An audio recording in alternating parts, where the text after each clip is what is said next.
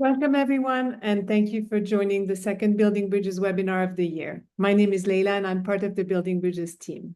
Today's session comes at an exciting moment as we build momentum towards our annual flagship event, taking place from October 6 to 8 in Geneva.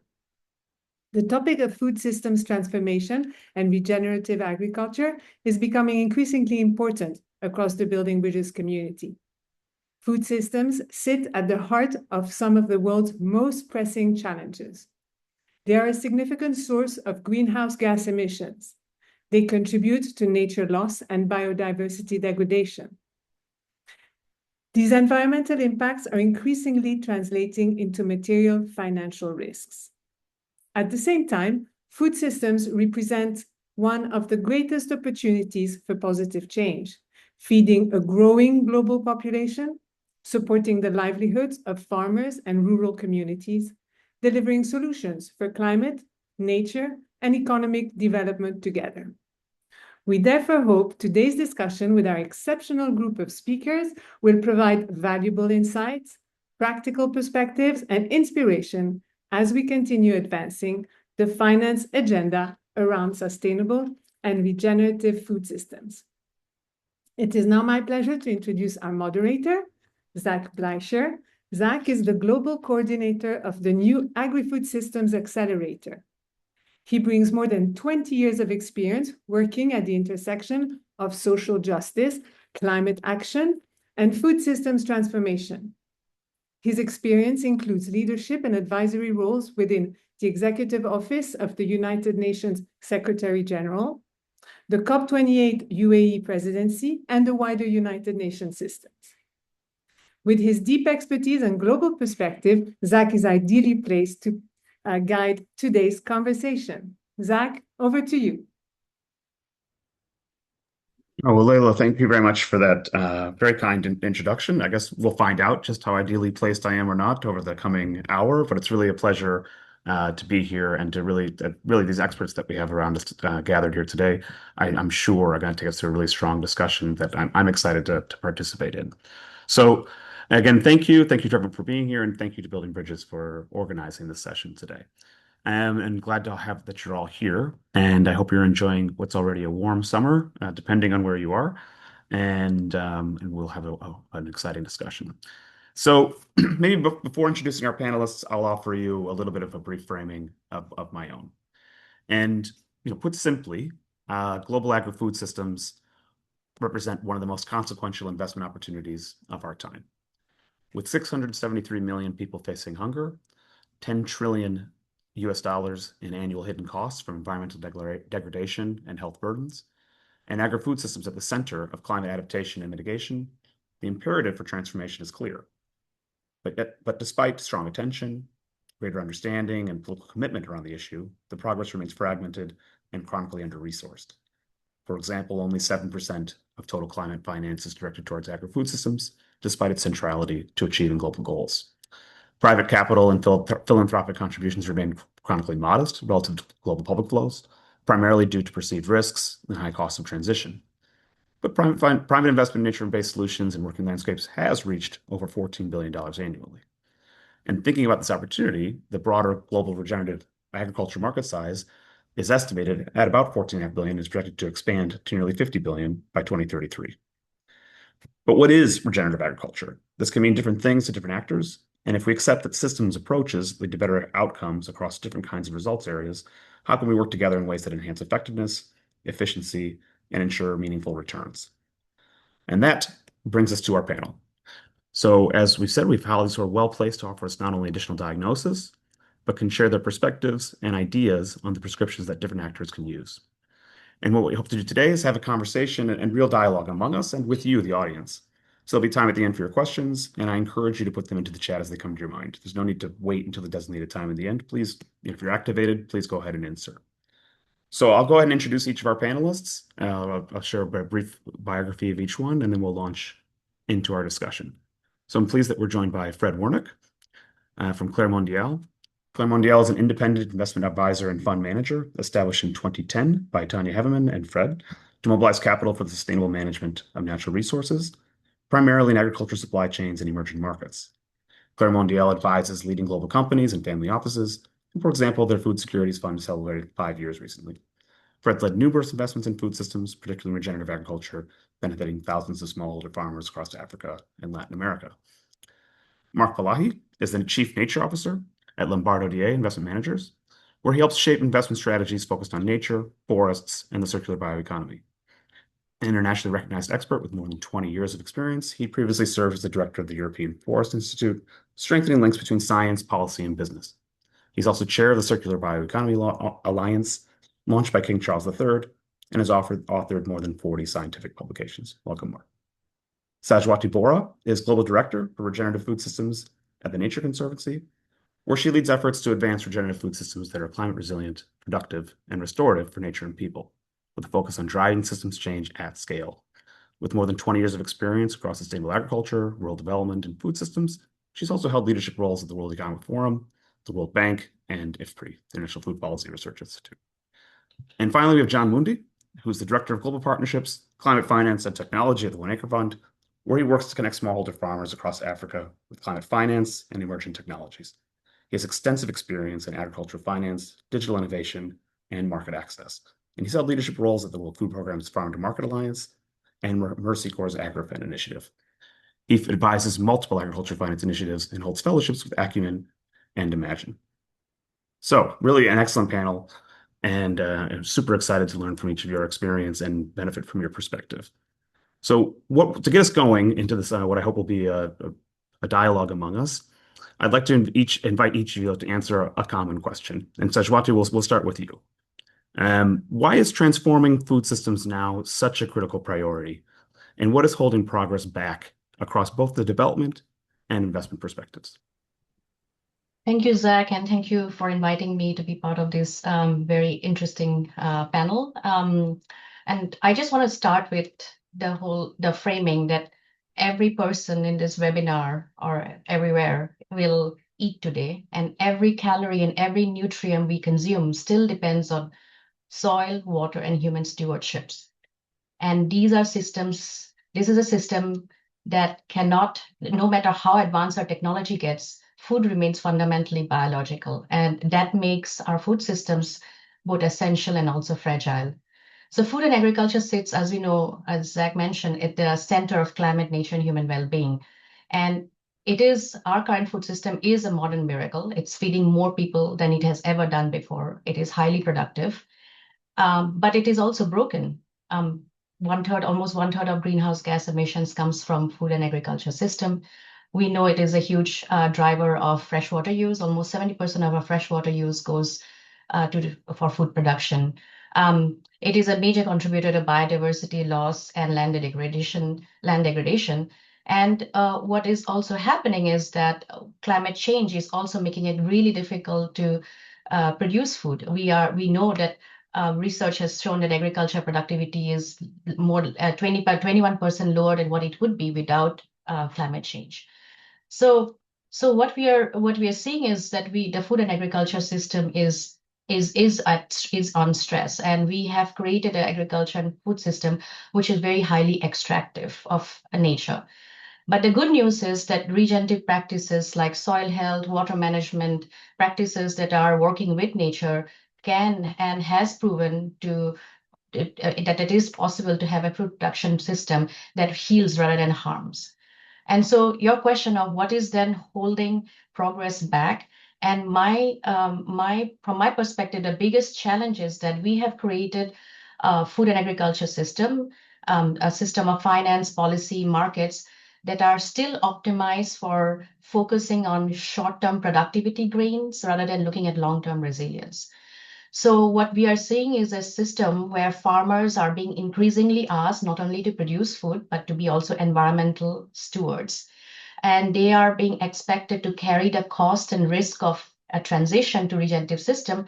Today, while many of the benefits that we are talking about, whether it's better soil or clean water or lower emissions and biodiversity, many of these benefits will accrue over several years and will benefit society more broadly. So there's a fundamental misalignment in incentives, because we have a system where we're asking farmers to take on the costs and risks today, whereas the benefits will be longer term and will benefit society more broadly.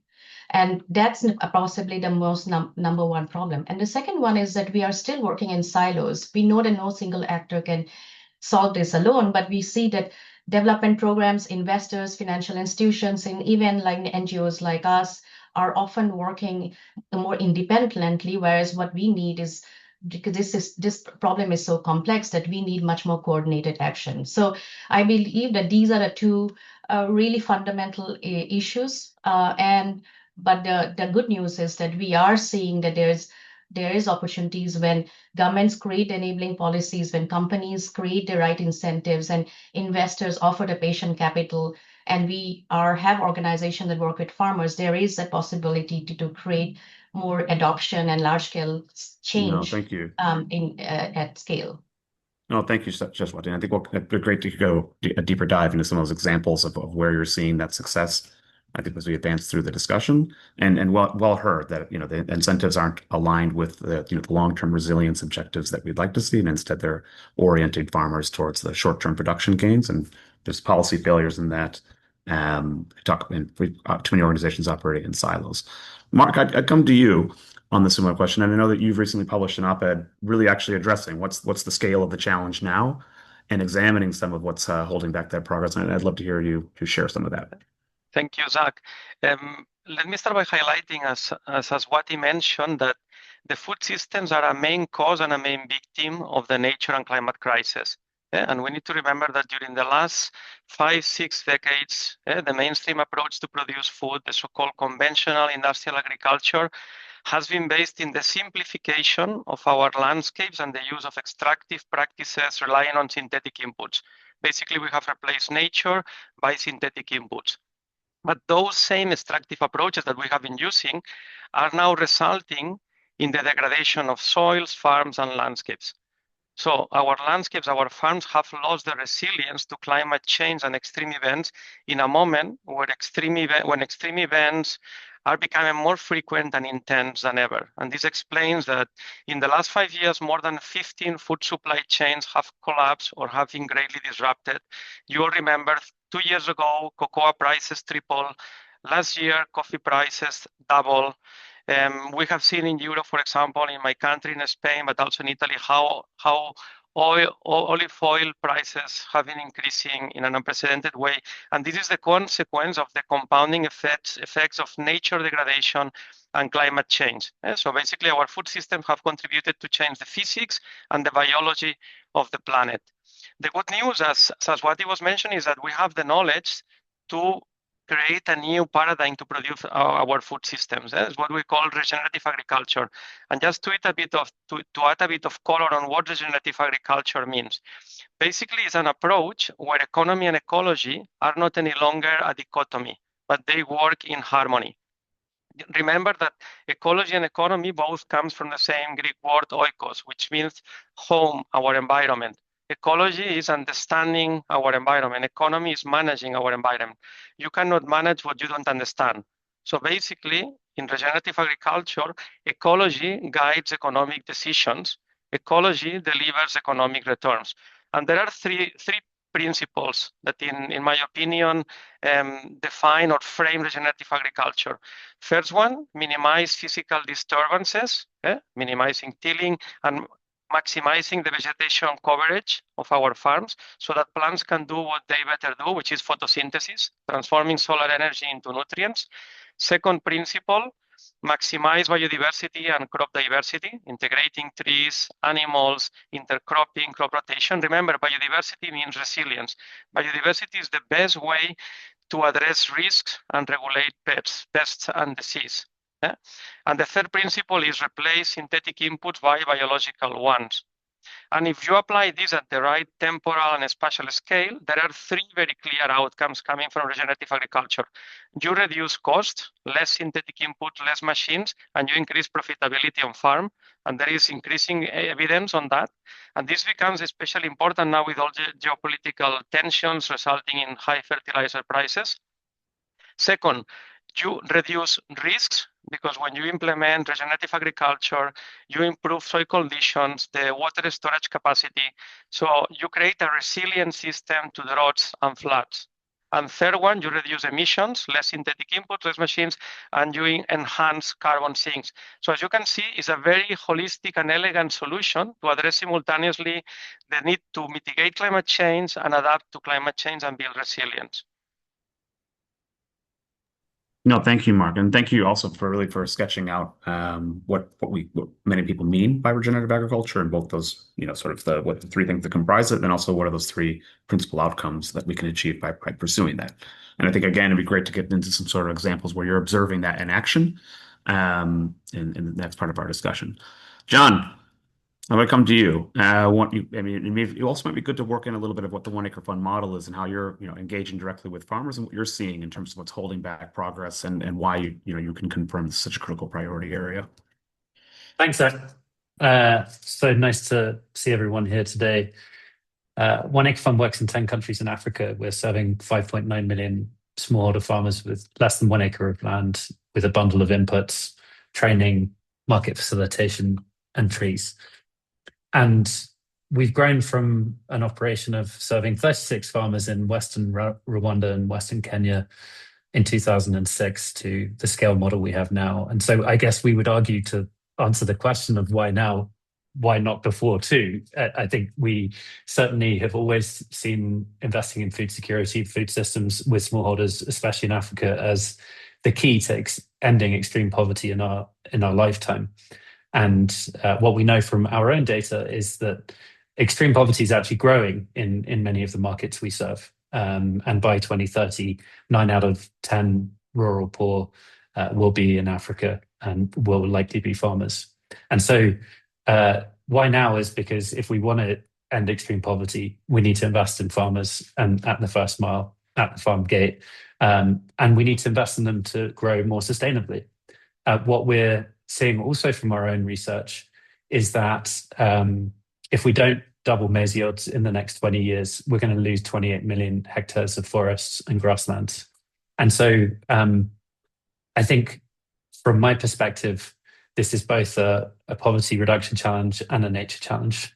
Moreover, even in our model, which is pretty effective, we provide a bundle of inputs and services that we see growing farmers' incomes by 40% every season compared to control farmers.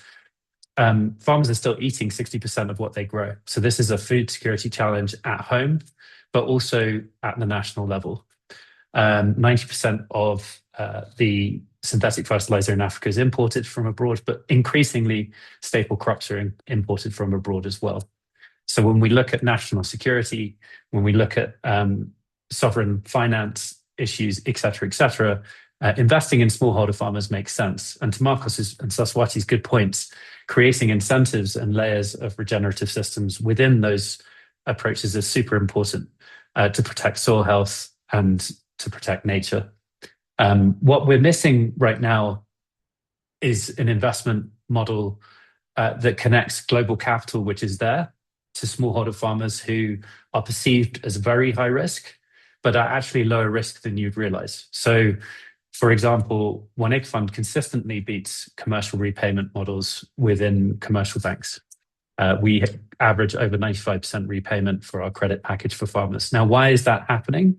Well, we're providing a service that farmers want, but we're also able to underwrite a layer of extension services, training, trees, other things that farmers want on top of that. And that's because of public capital, philanthropy, et cetera. And so I would argue that there is a vast climate finance gap that we need to bridge to be able to reach a better and more sustainable food system now. Thank you, John. Super clear and quite helpful. And I think it's actually, Fred, it's a great moment to turn to you now, actually, with building on that sort of investment case that John just made for smallholders and into this space more generally, for you to jump in. I'd love to hear from you. Yeah, thanks. No, thanks a lot for those inputs. Yeah, I agree with most, if not all, of what John said. Quite well put. There are many familiar names here on the call. No, thanks everyone for dialing in, for joining. And well, maybe I'm not so good on quoting like research reports and big numbers. So let me just summarize like some of the things that like we see on the field.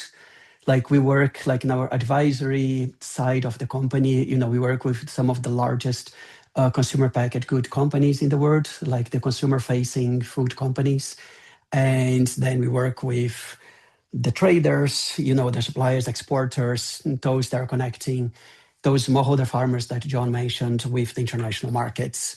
And that's like we fund them in part like through the Food Securities Fund, which is then on our kind of like fund management side of the company.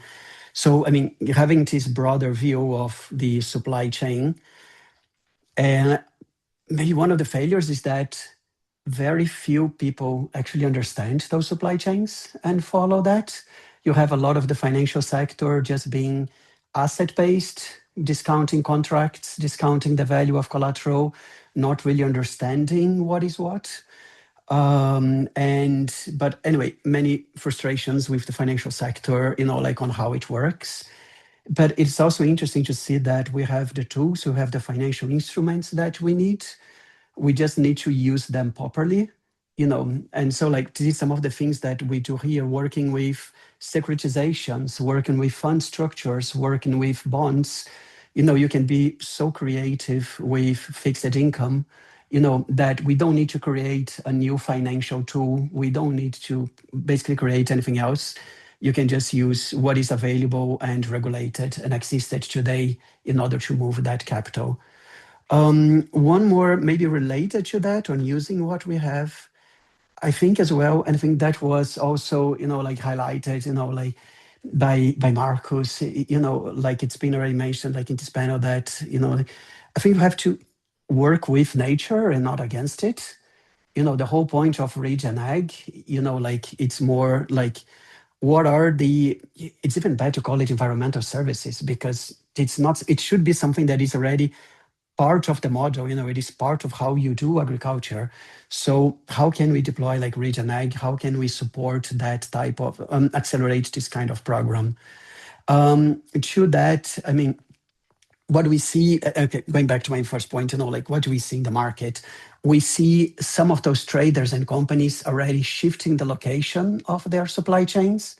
They're already trying to anticipate, like getting out of areas that are more prone to droughts, for example, or some other like nature events, like extreme natural like weather events, and focusing more than, okay, like I just want to produce something that is above a certain altitude or in this type of like river basin or in this area next to this biodiversity corridor, because they are seeing that as, a way to be a bit more climate resilient.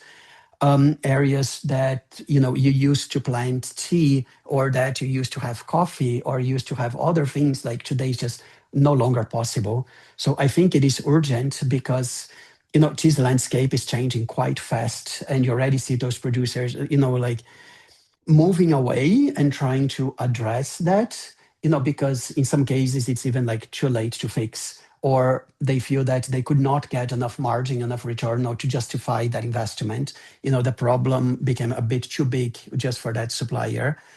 Similarly, we see them also changing products. Some of the product launches that you see, they're not just because consumer tastes have changed. There is a new TikTok trend. It's for lack of ingredients. Is because they are seeing that, it's getting more and more difficult to get this flavor profile, to get the quality and the quantity that I need. I cannot change the recipe. I need a new product line. I need to change a few things. So we already see that happening. And I think that's going to hit home only when, some like mass market products start to disappear from the shelves. Only when you can no longer produce Coca-Cola, only you can no longer buy an Oreo, only when you can no longer, like this kind of mass market, basic product kind of starts to disappear. And that is not far away. So I think this is why, this kind of change is urgent, and unfortunately, this kind of information, is not making to the press, and not everybody's aware that those changes have already been in place, and they have been accelerating.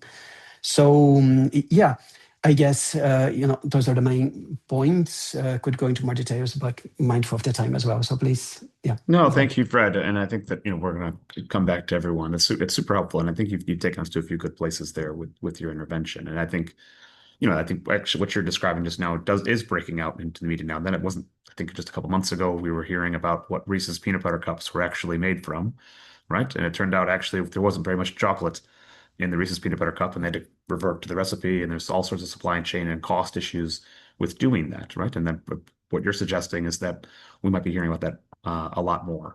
I don't really eat Reese's peanut butter cups, but maybe something I do eat might change. So it's quite, it becomes quite real, and I really appreciate you doing that. And thinking about real things, I would like to get into some practical examples. But before we do, I guess I'm quite curious also. Mark laid out for us, I think, quite helpfully what is a framework for regenerative agriculture at a relatively high level, right? So it's, if I got it right, Mark, it's minimum physical disturbance, maximizing diversity, and replacing synthetic inputs with biological ones.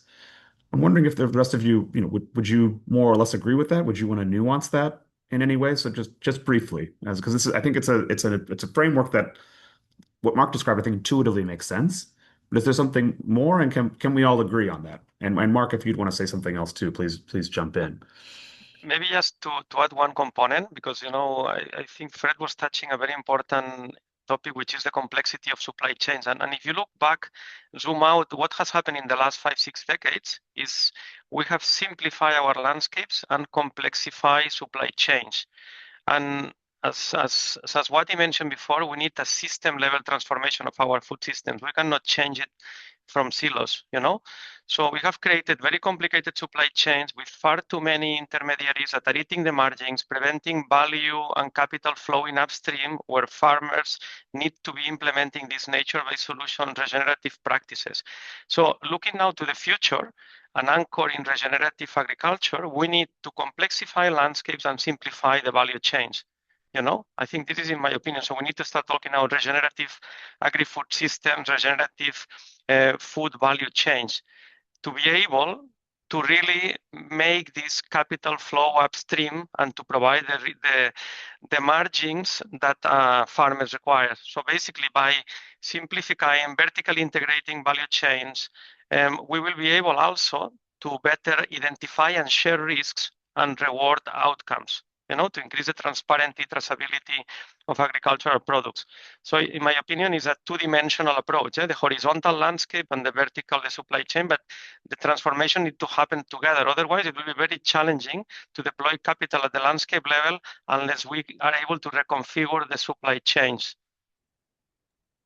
I completely agree with Marcos, but just to build off that to your question, Zach, I think we fundamentally believe in outcomes rather than defining too strictly a set of practices. I think the Regen 10 outcomes framework, etc., is working on that and is a good way of looking at it. And partially because there are areas where a conservation ag approach is better in semi-arid Central Province Zambia compared to a lush tropical coffee overstory system in central Kenya. And so I think we as a community are moving towards an outcomes-based definition of regen ag, including all of the good things that Marcos said.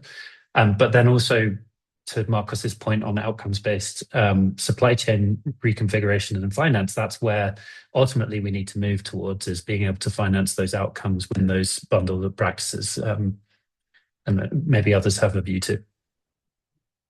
Yeah, maybe if I can just add on that, I think one of the one of the issues why we don't have a globally defined regenerative agriculture definition is that agriculture and food production systems are very place and context specific. So what works in one place is not going to work in another place. And we are at TNC, we are also following an outcomes-based framework, but we also know that in some regions, some outcomes will have more priority over others. Example, where we work in Argentina, in the Chaco, halting deforestation, land degradation is one of the key defining outcomes that we're working towards. Whereas the work we're doing in Punjab, is the groundwater extraction emissions is one of the most defining priorities of that region.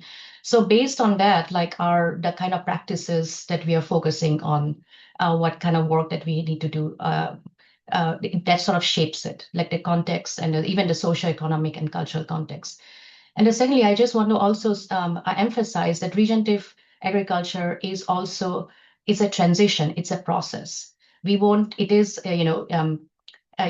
like different practices you can do, then you build on that and all that. So I think what is really important, that's why at TNC, what we are trying to do is to work on not like farm to farm level, but really looking at key food producing landscapes. So because what happens in a farm impacts a broader landscape or watershed.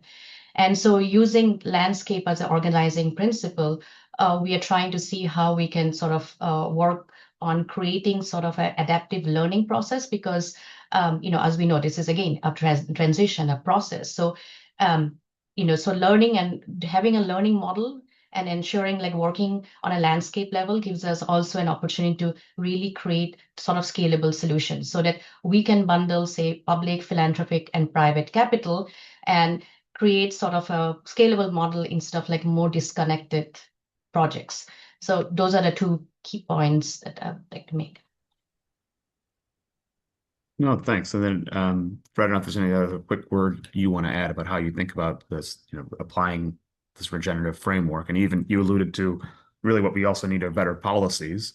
What's a policy that you might want to, enhancement that you can imagine that might support it? And appreciating the context-specific nature of how things work, but is there something that you think would be important? Yeah, and maybe pointing that to some of the questions here in the chat, from Jose and Marina, it is, exactly, it is very location specific, like we have to look at its landscape, to see what kind of interventions we should support so that it's not counterproductive, so that we are not undermining the work of others, and how can we promote, that if it's indigenous knowledge that you have there, how can you help with, sorry, I think Marcus mentioned the various like smallholders. Like I totally agree with making the landscapes more complex, adding more variety there. It's being oversimplified. Everybody is doing the same 5-6 crops, like not really destroying biodiversity. And we need more like pollinator habitats. We need much more, I kind of tried to summarize all that before as in working with nature and not against it. But it is so like, but how do you get there and how do you go about it? I think, like the way that we try to do it is by using some of those intermediaries, that we see that are going in the right direction and have like a similar vision. We are trying to empower them and to make capital available to them at favorable conditions so that they can implement the change on that landscape because they are present, they have the knowledge, and they can engage with the right stakeholders locally. But it does take, it is a big transaction cost. You have to really do that location-specific research. Some of it, we are working with the Stockholm Environmental Institute, Earth Genome, and some other partners, to see like how much can we get that out of satellite data, like big data and things. So how can we get some shortcuts so that we can be a bit more specific, but it does not replace ground truthing. It just adds to it. It's still super important to know like what is happening there on the field and also get the data from that other direction too. And there, with, so I just mentioned those organizations, but like as we work with them, some of those big consumer-facing companies, they engage TechnoServe as well, like they do engage various other like not-for-profit organizations and like technical assistance providers, and all that is needed, so that we can deploy those solutions locally. We cannot reach each smallholder farmer directly out of a funding Luxembourg or some other, like investment vehicle like that. It's super difficult. But we try to work through those aggregation points, through those companies that connect the smallholders with the international markets and then we try to empower them while holding them accountable and expecting transparency, but to do that, to make sure that we access those farmers. And so we cannot remove every single intermediary because we still need them. We cannot have farmers placing their products direct in a container at the port, but we can leverage them, we can empower them, and we can change them as well, so help them improve their practices. No, I suppose working with the landscape of agriculture as it is almost a regenerative approach in some way. We can't just resist it completely or transform it overnight.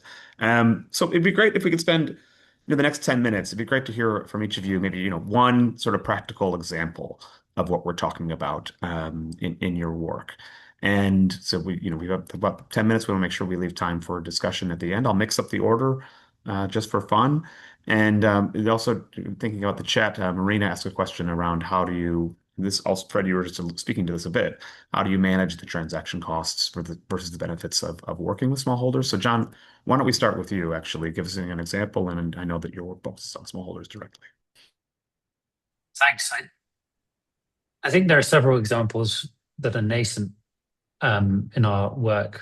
There are quite a few examples that are at scale, and maybe to focus on what's at scale and what's working to some degree is our work on agroforestry trees and distributing trees. And about 10 years ago, we started working on agroforestry systems as the kind of key lever that we saw we could really scale up to as many staple food crops, smallholder farmers as possible. And that was different for us because agroforestry, like many regenerative interventions, is a longer term play. But we saw massive farmer uptake in the early seasons, and we now run 4,000 decentralized farmer-owned nurseries. We distribute 100 million trees a year. We're on track to plant 1 billion trees with smallholder farmers in their fields alongside crops. And we're starting various carbon pilots to see how we can finance that off philanthropy and public resources. So I think agroforestry has massive potential. It's already shown it's scalable. We can now integrate fruit tree value chains. We're working on SME finance to look at offtake for new fruit tree crops. It's like probably our highest potential for scale finance across a ton of different investor models, whether it's value chain finance, carbon, etc. I would caveat that and say what we don't have right now as a sector is a financial model or an instrument that kind of connects to that scale agroforestry platform in a way that makes sense with scale capital. And I know that's what we're talking about today. But I think we'll get there, and I'm optimistic. Great. Thanks, John. Mark, I turn to you now with a sort of tangible example. Very good. Look, just to build on what John mentioned, because I am a big fan of agroforestry, and I will give you an example that we have developed with the Circular Bioeconomy Alliance. It's the charity that I am leading, also established by His Majesty. And in that charity, we are working with the private sector, with companies, food companies, fashion companies, to help them to transform their supply chains and the landscapes they depend upon. But I give you a concrete example that has happened and is happening. It's with Giorgio Armani. Giorgio Armani requires several millions of cotton every year. Supply chains, as we discussed before, are very complex, very low traceability, difficult to attach a climate footprint, a biodiversity footprint, a social footprint. So basically, we developed for them a demonstration farm in south of Italy, in Puglia, to demonstrate how we could, and by the way, cotton is a very extractive, the conventional way to produce cotton is very extractive, pesticides, fertilizers, a lot of water. So we decided to establish a demonstration farm in south of Italy to show to Giorgio Armani, and that was sponsored by Giorgio Armani, how to produce cotton under an agroforestry system. No synthetic inputs, everything was biological input, very scientific approach. We measure water efficiency, carbon sequestration, biodiversity indicators, so we had all the measurements. Giorgio Armani, through one of the suppliers, tested the quality of the cotton and produced the first 100 t-shirts as a pilot. That was 2 years ago, and now it's the 4th year of the project. So they were very happy with with the quality of the product. They saw the benefit of bringing closer to them their supply chains to reduce potential uncertainties and instabilities. So now we are moving to the scale-up phase. So they want to replace all cotton for the high-end tissues, which are around 500,000 per year, using agroforestry regenerative cotton coming from Puglia. So CBA, as a philanthropic organization, did the demonstration. Now with Lombardo-Die, we are looking at this potential investment together with Armani. But Armani, the interesting thing is that they are interested also in investing on it. And of course, for the farmers with whom we are going to collaborate, the several hundreds of farmers in south of Puglia, the interesting component is that Giorgio Armani is committing the offtake agreement, a long-term offtake agreement, which gives certainty to make this transition. So, and then with an investor, which might be Lombardo-Die or another, they will put the investments to vertically integrate the supply chain, to have a ginning facility, a spinning facility, fully traceable cotton that goes directly to Giorgio Armani. So you are also not producing a product, but it's more a landscape experience, because your consumers will be able to connect to a concrete landscape where through a digital passport, all the information will be there. So that's a concrete example that is happening right now. There was a piloting phase, now there is a scale-up phase, where then investors and a company. I think for me this is crucial, and complementing with what Fred mentioned before. And we are working in Lombardo-Die in an investment strategy now, where we are identifying these companies in different landscapes and for different products, be it olive oil, be it avocado, be it cotton, be it beef, that can vertically integrate the supply chain and can work with a network of farmers that they know how to produce regeneratively, and therefore they can provide the extension to farmers to make this transition. And then Lombardo-Die, of course, mobilizes institutional capital to invest in these companies to scale them up so that they become the regenerative champions. So companies like the supplier of Armani that now is scaling up this regenerative cotton. So we are identifying a number of investees so that then we can develop through a growth equity fund the capital to create these new champions that will act as catalysts in landscapes to support the farmers' transition. But here is crucial, in our view, to have these off-takers, to have the big food companies, retailers committed to support. They don't need to put capital, but committing this long-term off-taker agreement, which guarantees to the investors that there is a demand. Yeah. So, Fred, I'm going to come to you next. Mark, just really quickly, because maybe I missed it, is what was the incentive for Armani? Why did they say they were? What was the desire to do this? Look, price volatility, instability of supply chains due to climate change, extreme weather events, corporate responsibility, because if you don't have a traceable supply chain for your consumers, you cannot attach a carbon footprint, a climate footprint. So it's, we help them to rediscover their supply chains and the way this cotton is produced. So we are shortening the supply chain, bringing it closer to them, fully traceable. So it's a story for them also.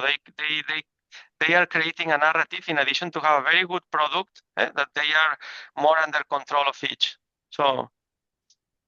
And that's helpful. I guess I was getting a little bit, so I think you helped answer, what was the business incentive? And it sounds like there was one from a basic supply chain perspective, but also one that's going to respond to both narrative pressures and potentially regulatory pressures as well. So it's quite helpful. Zach, we are working with food companies also that have the same issue. They are realizing that their supply chains are at real risk. They are at risk. So many of them are thinking that, okay, long-term off-taker agreements, if someone else makes the investment, we secure the purchase, and we can provide the agronomists to support the farmers to make a transition. So, yep. Thank you so much. Fred, what's a tangible example you can offer? Quite a few, but also happy to go to the Q&A, and then maybe I can embed that into the questions. So. Okay, sure. So we'll wait for your tangible. Probably only one or two, because given the time. But hear you. So Sejwati, why don't you go ahead, and then we can move into the Q&A. Yeah, I mean, I would just wanted to reflect on also one of the questions that was asked also on the Q&A, and that is about like the high transaction costs of working with smallholder systems. And I think one of the most important things working in smallholder economies is the farm aggregation models. The importance of working with farmer producer organizations, cooperatives, water user associations, and others who can create the aggregation models. So from our work that we have done, and I'll give an example. In many places, we have created like farmer producer organization. We have worked with existing, FPOs or cooperatives to create to really get that special aggregation models that is necessary for for smallholder farmers. So I give you an example in Kenya. We work with in this landscape, which is a pretty big landscape, which is our living laboratory, our foodscape. It's very farm smallholder dominant. And where we are working with smallholder farmers on sort of like agroforestry, crop diversification, on practices that improve soil health, precision management, giving them a bit higher quality seeds, all important for both productivity and regenerative agriculture systems. And the way we have done that is by working with farmer hubs, where sort of like an influencer farmer is training 200 farmers on their own, doing these demo plots, and showing them what good practices look like. Then working with water user associations who are working together to get alignment on water governance, like how much water we use, how does this impact water, environment, and flows, and then being able to then document those metrics that can then be attractive to investors. So having done that in the last few years, working with cooperatives, farmer producer, and water user associations, now we are developing a financial adaptation financing vehicle. And what that will do is trying to link 4 big financial institutions in Kenya to provide loan guarantee and technical assistance, because both are important. So you can't just have a loan guarantee, you need to have the TA with it. And so that's sort of creating a system where we can connect, we can have a mechanism where we can report the measurement and it comes into a climate scorecard. And based on that, also the financial institutions are deploying capital. So I would just like to also emphasize that for this to happen, we needed to first pilot the practices, and we needed to create the institutional infrastructure, which is providing the capacity and knowledge and systems to smallholder farmers. And for that, philanthropic funding was very important. So philanthropic and public funding is super important to develop those systems. So then you bring in the capital, the financing vehicle that can then create the sustainable, durable structures in the future. No, great. Yeah. And thinking about how do we mix these different forms of finance is often quite crucial in this space. I think that's a great example. So I'm going to try to summarize and read out a few of the questions that have appeared here in the chat. And we'll go through, give each of you the chance to sort of answer whether the question was specifically directed at you or not. Pick up where you feel like you can. It's also, I guess, would also be given the time a chance to sort of any other final reflections that you might have before we look to close. So just quickly a few of the discussion highlights here. One was from Jose, and Fred, you spoke a bit to this earlier, but basically he's asking about if regenerative agriculture is so context specific, does that also become a barrier to deploying at capital at scale, where you're going to want to look across, you want data and reporting metrics at scale? So how do you do that when things need to be so localized in your investments? Is that good or bad, or maybe it's irrelevant? You could tell us a little bit. Stefan was asking about infrastructure gaps. And also how smallholder certification and methods to pay the farmer. So premiums die without these things, yet it falls between grant, debt, and equity mandates. How do panelists see this first infrastructure gap getting closed, and by whom? Marina's asking really a sort of a broader agri-food systems question. And so it also would invite people to reflect on that a bit as well. But just, I could say a first answer, Marina, would be regenerative agriculture, for me at least, is nested within a sort of broader food systems perspective. One that's asking us to really connect across not just health and agriculture in some way, but also what colleagues were speaking to. It's the natural environment. It's how we're addressing climate change or biodiversity loss. A number of factors that really, if we're not thinking in these holistic ways, we're going to miss the mark. But of course, then how do we turn that into practical investments, practical realities? What are the right kinds of policies that help us address these things? So yes, we can address non-communicable diseases by supplying nutritionally rich food, but it even goes beyond that. And then Marcos, there's a question specifically for you around vertical integration, and someone asking you maybe to go a little bit deeper on that. And what do you think are the main solutions available to support supply chains and avoid monopolization of the value chain, I guess? So Fred, why don't we start with you, since you decided to pause yourself and you were to come up with some examples. Now's the moment. No, yeah, thanks. Well, many questions there, so I try to keep it short. I have only 10 minutes. The those they are we need very local solutions, but those are also variations of the same topic. It might be that you need a certain variety, there is more local, there is native to that region, but like in general, like there are various practices, there are various interventions that like cut across. And in the end, it is, you have to find scale where you can. It is in some cases it is by like replicating that solution. In other cases, growing within that landscape beyond that supply chain. All those things are connected. But then like, how do you get? Maybe just okay, not to make a big detour, but it starts with a good like stakeholder mapping. And this is something that we see being so poorly done in most cases. Okay, here are farmers, here are indigenous peoples, here are whatever. Okay, but in order to design a financial solution, in order to provide incentives to those stakeholders, I need to better understand what is their economic situation, like what is driving them, what are their threats, how they work, so it's a very different set of questions than the ones that we usually get when we see this kind of analysis. So I think it starts there with, a poor diagnosis. And then from the diagnosis, going to find some commonalities on those interventions, trying to see where those needs intersect, but unfortunately, yeah, it is not just on that side, but also on the funder side, where you also need to find scale where certain funds, for all best reasons in the world, might be more focused on one topic and not on the other. And in the end, you have to see that, in order to raise enough money, your project has to cover all SDGs and a few more, because otherwise you don't get enough capital, so like you have to address also the needs of very different funders. So scalability is an issue on all sides. So I guess to that, what we try to do is at least to keep the financial instruments as standard as possible. We try to understand those stakeholders. What is the access to farmers? What are those main like aggregation points that you can work with, and use those as our tool, like to assess that like first mile on those supply chains. So yeah, unfortunately, there's no single answer to that. Like, yeah, it is. No, that's actually already, I Yeah, think, quite helpful. you So have to cut essentially across.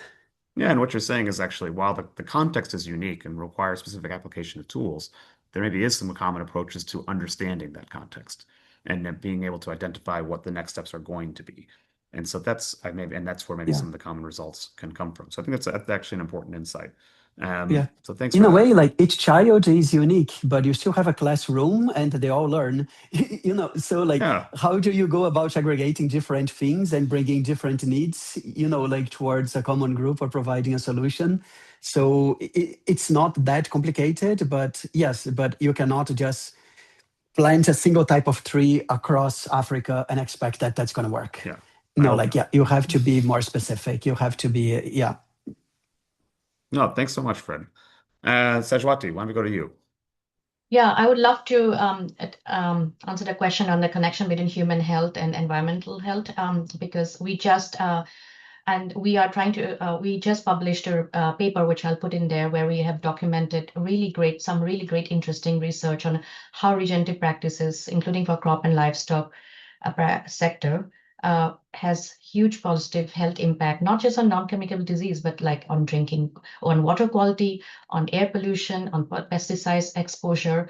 And we have also seen our work in India, which is focused on crop residue burning, and like rice practice management system, and the kind of impact it has had also on mortality rates. So I think one of the key things that our recommendations have been that what has happened is that the food, health, and environment community and sectors are still very much operating in silos, and we need to connect these conversations. And so, like, one of the recommendations is that we need much more interagency collaboration between the Environment Ministry, the Health Ministry, the Agriculture and Rural Development Ministry. That is not happening right now. And the second is that we need much more, like the public procurement needs to also reward, these practices, which means like public procurement should be directed to more diversified, nutritious food, which is what I think a lot of the work that we are now starting to see in school meal programs and all are doing. So which is going to be really interesting and really impactful, because farmers need a market, and a lot of public procurement is still directed towards cereal crops. And the third is, again, a lot of, we need much more also traceability. Like traceability systems are looking at environmental impacts, but can we have a traceability system which are also looking at health impacts? And I think those three, we feel, could be really transformative in trying to break the silos that are operating currently. No, excellent. Thank you. Thank you very much, Seshwati. John, you have 90 seconds. Okay, thank you. I would capture all of the questions and my answers to those questions just with my final thought, which is, I've said for many years now that I don't think 20th century financial instruments are designed for 21st century regenerative food systems transformation. I also don't think investors are good at systems transformation. It's not their job. The financial and capital markets are not designed to change our systems for us. And so I think within that, we have to find the bundle and blend of approaches that work for farmers first, and design from there. To Fred's point, understanding what farmers need and designing the regenerative financial solutions around that first is more important than figuring out within whichever investment fund you're part of how to design returns for your investors. Unfortunately, that's the reality of how we're going to transform food systems. So we need much more patient farmers first design capital to be able to make this transition work. And I think One Acre Fund has demonstrated success in doing that, but we can do a lot more. And to be able to really have this regenerative transition, some investors will make good returns if they invest in tailored ways or opportunities that are really out there right now. So, for example, the bioinputs transition, the bioinputs sector, is growing massively because of the fertilizer shortage issue. Can we invest in that? And okay, that's not the entire food system. That's not entire regenerative food system transformation, but that's going to be a really important part of it. No, over to you, Marcos. Yeah, I'm guiding the discussion here, John. But oh, sorry, Zach. I'm just kidding. And you did pretty good on the 90-second challenge, and I think I hear it's also, I think, a pretty good call to action. But and Mark, why don't you go ahead? Yeah, just very briefly from my side, emphasizing something I have mentioned. I think we need a holistic transformation of our food systems that means changing holistically our landscapes and the supply chains they depend upon. And coming back to the concrete question on the vertical integration, what I mean is simplifying supply chains. Now in coffee, in cocoa, in cotton, you find 15, 20 intermediaries that are eating margins. And again, as I mentioned before, preventing capital and value flow upstream where farmers need that, So what we need is to really simplify. This doesn't mean making monopolies, rather the opposite, You can have a diversity of better integrated, more traceable, in a way that you can share risks better, more efficiently. You can reward outcomes much better because you create transparency, and you bring more value and capital to the landscapes and upstream. That is what is needed. And there was another question about the complexity of having this site specificness or site dependency, and versus having metrics to assess regenerative agriculture. I think it's not a problem, because at the end we need these umbrella principles: enhancing biodiversity, restoring soil health, avoiding synthetic inputs, these very basic principles, and then you will adapt to the ecology of every specific site. And also, as many of you have mentioned, this is a dynamic journey, and we need baselines to see how we are improving in a dynamic way. So I think it's about making this journey happen.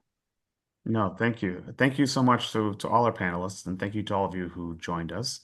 For me, I think a takeaway is, big challenge ahead, lots of complexity, but we actually have been developing the tools to address it. And we, as John was, I think, saying, let's get started.